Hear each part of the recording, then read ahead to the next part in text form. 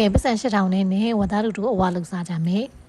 ဒါကတော့ကျမကစီတီမတ်ကနေပြီးတော့ဝက်ကလီသားအစုံတဘူးကို၈000နဲ့ဝယ်လာတာပေါ့နော်သူထဲမှာအသေးလေးပါတယ်ကြောက်ကက်နည်းနည်းပါတယ်နောက်ပြီးတော့တရက်ရွက်ဥအစုံလေးလည်းပါတယ်ပေါ့နော်ဦးတွေကိုတော့ရှာလကာရီလေးနဲ့ပြန်ဆေးလိုက်ပါတယ်သူကသူတော့အကုန်လုံးဆေးပြီးသားဖွေးနေတာပေါ့နော်ကျမကတော့ရှာလကာရီနဲ့ဦးလေးကိုအနှံ့ပြောင်ပြန်ဆေးလိုက်ပါတယ်ပြီးတော့မှအရသာအတွက်ကိုတင်းကြပြားကြီးအကြည့်ရဲ့အနောက်ကစားရဲ့တကြားရည်နဲ့နေလိုက်ပါတယ်ရောင်လေးလှဖို့အတွက်ကိုတကြားလေးကိုအရင်ဆုံးစီတက်လိုက်ပါတယ်တကြားစီတက်တာအရေးပြောသွားပြီဆိုတော့မှဒီကိုတီစာနေဟာဒီလိုထည့်လိုက်ပါတယ်ပြီးရင်တော့ရေလေးထည့်ပြီးတော့နူးအောင်ဆက်တယ်ပါမယ်မွေးနံသာအတွက်ကိုဖာလာစီရဲ့နနက်ပွင့်ရဲ့တကြဘူးတစ်ခေါက်ကကျွန်မထည့်ထားပါတယ်မိနစ်20လောက်ပြုတ်ပြီးတဲ့အချိန်မှာတော့အသေးလေးကိုကျွန်မဆဲထားလိုက်ပါတယ်အသေးကအရင်ကြာကြီးပြုတ်လို့ရှိရင်မာနဲ့လို့စမကောင်းဘူးပေါ့နော်ကျန်တဲ့ဂလီစာလေးတွေနူးပြီးဆိုလို့ရှိရင်တော့ကဲဒုတ်ထိုးဆိုင်စဖွင့်လို့ရပါပြီ